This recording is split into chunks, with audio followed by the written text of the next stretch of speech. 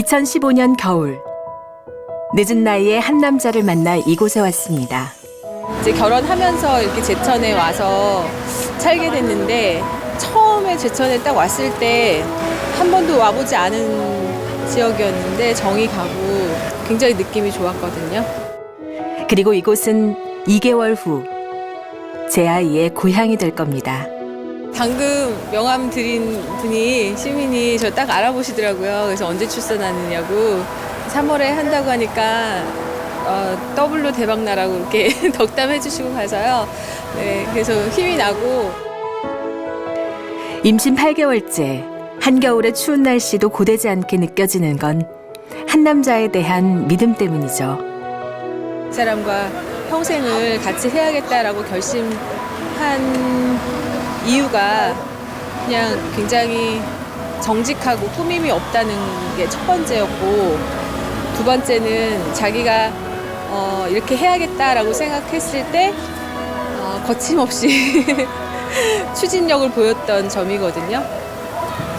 근데 뭐 제가 정치를 잘 알지 못하지만 정치도 사람이 하는 거고 사람을 위해서 정치가 있는 거니까 어떻게 보면 기본은 같다고 생각이 들어요. 인간 이후삼의 모습 그대로만 정치를 한다면 괜찮은 정치인도 될 수 있지 않을까 이렇게 기대를 합니다.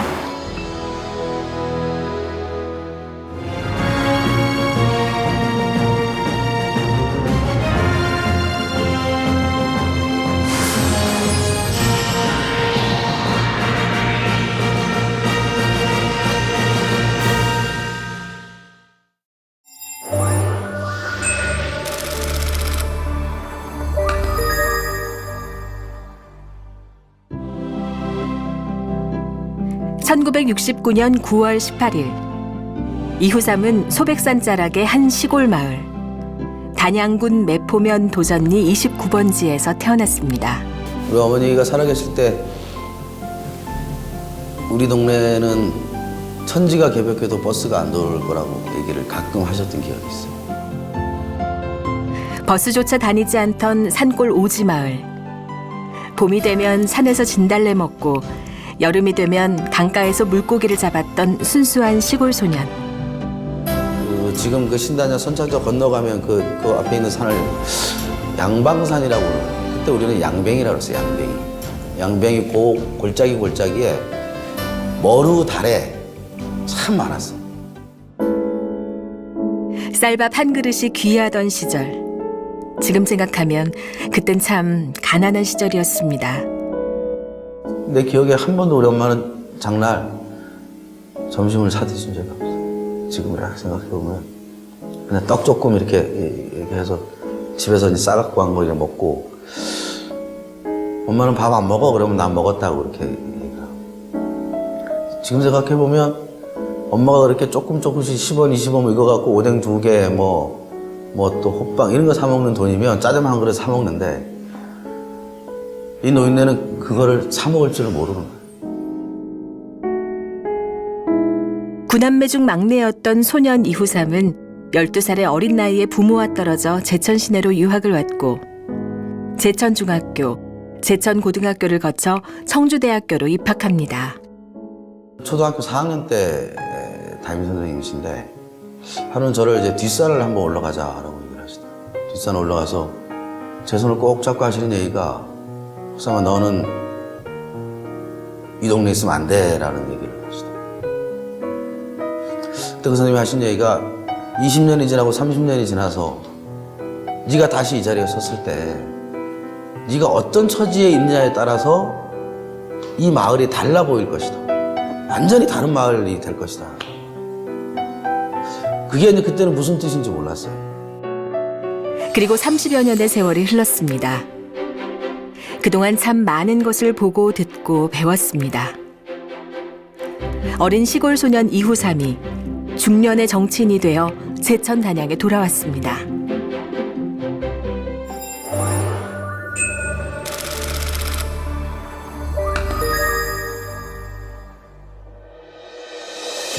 (20대에는) 학생운동으로 정의를 가슴에 새기고 30대에는 국회의원 보좌관으로 일하며 국민을 위한 정치를 온몸으로 배웠습니다. 그때 제 나이가 35이었는데 어린 나이였죠. 어린 나이에 국회에 들어가서 참 많은 것을 배울 수 있었던 것 같아요. 저는 지금도 이화영 의원님께 아주 감사한 마음을 좀 갖고 있는데 보좌관 16년을 한 사람이었어. 아주 유명한 국회에. 그러다 보니까 뭐 작은 일부터 큰 일까지 세세하게 모르는 게 없는 게 국회. 그 시절도 참 제 인생에 중요한 때였던 것 같아요. 정치의 길. 결코 쉽지 않았지만 이후삼을 필요로 하는 길이었기에 묵묵히 걸어왔습니다. 2002년 노무현 대통령을 만났어요. 사실은 정치는 내 길이 아니다라고 생각을 하고 새로운 삶을 준비를 하고 있을 때인데 선배가 점심이나 먹자라고 해가지고 여의도를 갔어요. 상황이 많이 어렵다, 도와줬으면 좋겠다라고 얘기를 하셔서 참 고민을 많이 했어요. 많이 했는데 뭐 술 한두 잔 먹다가 알겠습니다. 그 다음날 짐 싸가지고 청주로 내려갔어요. 그렇게 시작이 됐던 것 같아요. 그리고 나서 못 떠나겠더라고요. 물론 제가 대선 과정에서 큰 역할을 한 사람은 아니었지만 저한테도 사명감이 생기더라고요. 그리고 그 정치의 길에서 정치는 사람의 마음을 얻는 것이라는 걸 깨달았습니다. 그 머리로 정치하지 말고 가슴으로 정치합시다라고 하는 얘기를 몇몇 선배들이나 동료들한테 얘기를 좀 해본 적이 있어요. 나이도 어리고 정당 경험도 짧은 친구가 뭘 안다고 이렇게 좀 내 생각이 좀 이렇게 폄하되는 외면받고 그런 이후삼을 가슴으로 지지해주는 한 사람이 있었습니다. 쭉 듣고 계시더만 저한테 후삼아, 네 문제의식에 나도 동의를 해. 우리 한번 같이 한번 해보자. 그때 저는 정말 너무 좋았어요. 제가 가지고 있는 어찌 보면 소박하다라고 생각되는 문제의식을 유일하게 인정해준 선배 정치인이었어요. 저 사람이면 내가 인생을 한번 걸어볼 수도 있겠구나.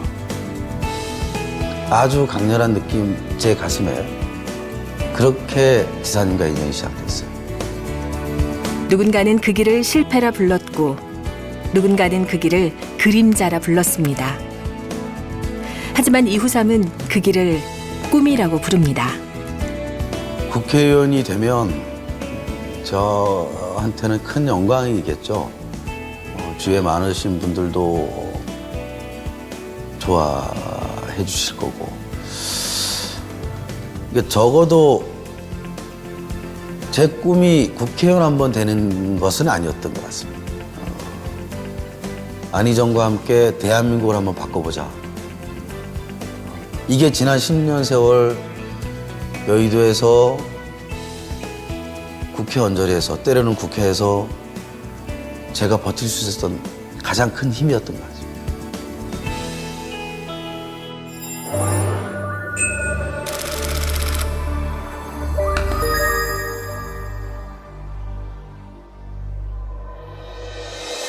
이후삼에게 제천 단양은 어린 시절의 고향이자 학창 시절의 추억입니다.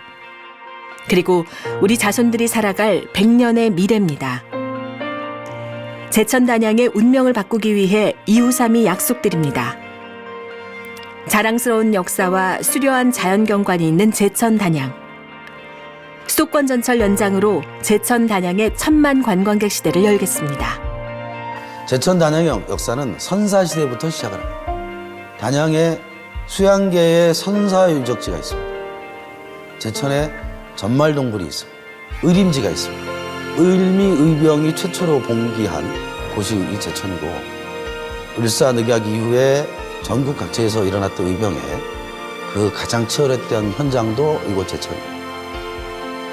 한반도의 어디보다도 오래된 제천단양의 유구한 역사를 이것을 저희들 잘 활용하지 못하고 있습니다.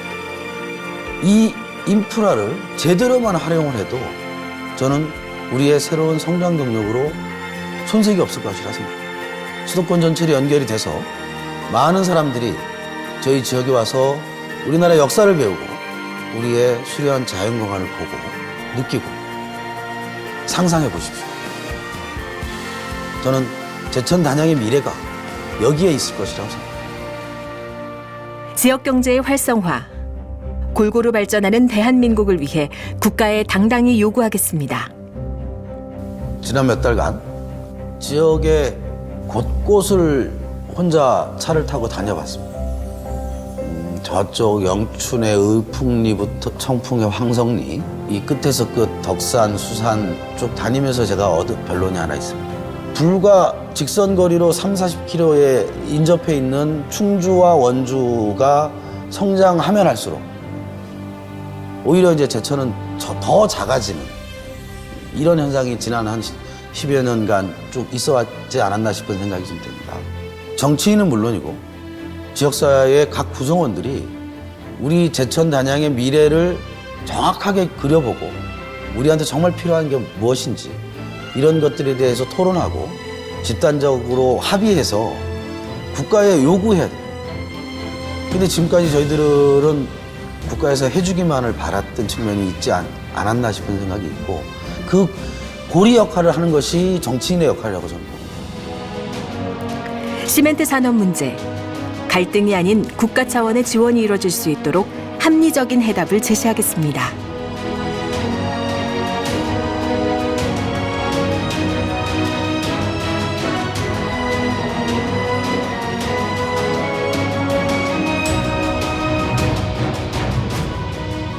물과 시멘트와 안광이 함께하는 도시, 제가 주민 여러분과 함께 만들어가고 싶은 제천 단양의 새로운 미래입니다.